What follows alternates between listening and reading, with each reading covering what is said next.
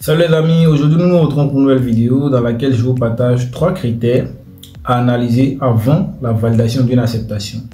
Pour toi qui viens de me découvrir, sache que moi c'est Guy Félix. Ici je te partage des astuces qui vont te permettre de réaliser ton projet études en France sans que tu ne passes par une agence. Alors si ce sujet t'intéresse, je t'invite à t'abonner, activer la cloche de notification qui va te permettre de ne manquer que mes prochaines vidéos. Et quand c'est bon, on commence la vidéo. Alors le premier critère que j'ai à vous partager à travers cette vidéo, c'est d'abord les prérequis des écoles.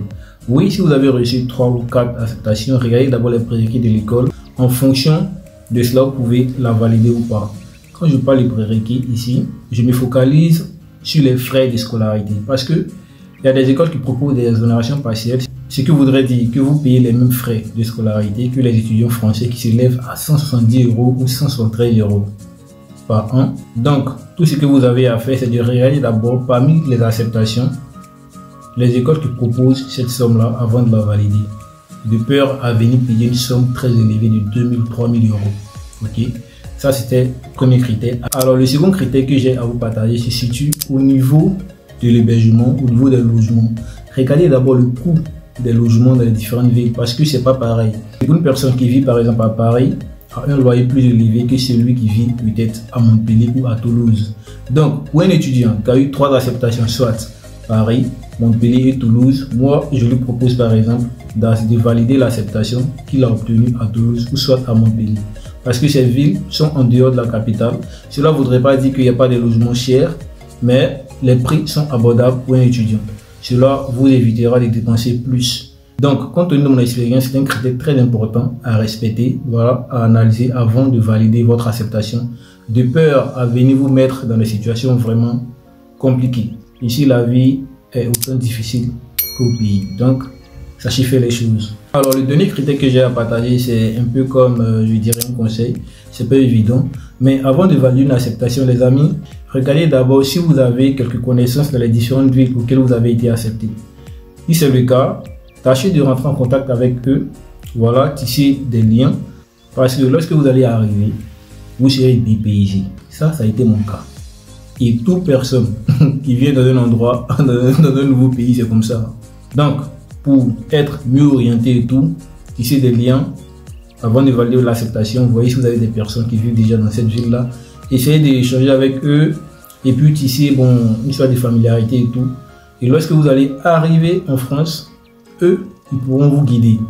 Ils pourront vous dire, vous donner quelques informations. Ah, ici, on fait ça, ici, on fait pas ça, pour que vous soyez un peu cadré en fait. Voilà, parce que c'est pas le cas, les gars, ça va bader, hein. Ça sera très chaud pour vous, ça je vous le dis. Vous serez vraiment comme une personne dans une forêt en fait. Voilà, parce que c'est pas pareil. Donc, regardez ce côté-là. Voilà, évitez l'histoire du genre, parce que l'arrivée, non, c'est pas une question de gueule. Voilà, soyez humble, soyez tranquille, et puis confiez-vous à eux, pas à 100% parce que vous ne les connaissez pas à 100%, mais comptez sur eux plus ou moins. Ils pourront mieux vous guider. Moi, ça a été mon cas hein, lorsque moi je suis arrivé et j'ai su m'intégrer dans une association, l'association ivoirienne, voilà, de la ville. Et j'ai même connu des personnes qui vivaient ici depuis des années, des étudiants qui étaient en master. Ils ont su me guider, ils ont su me donner des conseils. Et voilà. Aujourd'hui, bon, c'est vrai, ici, ça fait pas des siècles, mais au moins, je sais me défendre, je sais comment marcher. Et au niveau des jobs, je vous le dis en même temps, pour ceux qui pensent que dès qu'on arrive ici, on a un travail là. Détrompez-vous. Parce que ceux qui sont ici là, il y a d'autres moments qu'on travail. Donc, regardez ce côté-là. Voilà pourquoi je vous dis, regardez d'abord si les coûts des logements sont un peu abordables dans les différentes villes avant de valider. Et puis aussi, tisser des liens. Parce que lorsque vous allez venir, pour ceux qui auront la chance de connaître d'autres personnes, ces personnes pourront les pistonner. Du genre, oui, tu sais, bon, moi je travaille ici, c'est tel nombre d'années, je peux te présenter à ma patronne ou à mon patron, voilà, au cas où il y a des places disponibles, ils pourront t'accepter. Et ça marche. Voilà, et faites pas comme des personnes qui viennent comme ça, ça sera très compliqué pour vous. Ne vous dites pas que vous connaissez tout, non, personne ne connaît. Voilà, on se défend puis on avance. Donc, ça, ce sont les conseils que j'avais à vous donner, les amis. Ce sont les critères, les 3 critères que j'avais à vous donner. D'abord, le premier critère, c'est de regarder d'abord les frais de scolarité au niveau des prérequis. Même si les écoles n'ont pas affiché les frais de scolarité, vous pouvez rentrer en contact avec eux, leur demander, vous pouvez les décrire. En fonction de ça, vous allez vous permettre de valider cette acceptation ou pas. Ok, Si vous voyez que le coût de scolarité est très élevé par rapport à une autre acceptation, vous validez celle qui est moins élevée. C'est comme ça. Soyez technique.